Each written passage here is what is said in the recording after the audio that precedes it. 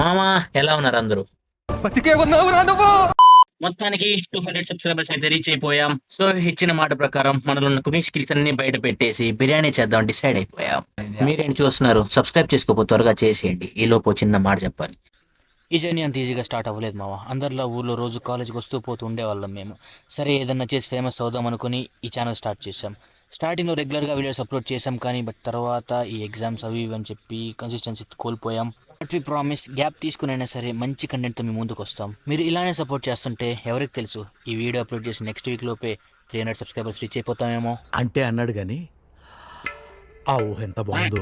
అదే కానీ నిజమైతే ఈసారి ఇంకా గ్రాండ్గా సెలబ్రేట్ చేసుకుందాం. సో మేము ఆ 300 సబ్స్క్రైబర్స్ మైల్స్టోన్ రీచ్ అవ్వాలి అంటే మీరు చేయాల్సిందల్లా ఒకటి, ఆ సబ్స్క్రైబ్ బటన్ని పగలగొట్టేయండి. సరే ఇంకా మాటల్లో మన బిర్యానీ కూడా ప్రిపేర్ అయిపోయింది. ఇంకా దాన్ని అలా లేరింగ్ చేసుకుని దాన్ని మేడ మీద తీసుకెళ్లి చల్లటి క్లైమేట్లో ఆ వేడి వేడి బిర్యానీని ఆస్వాదిస్తూ కుమ్మేసాం.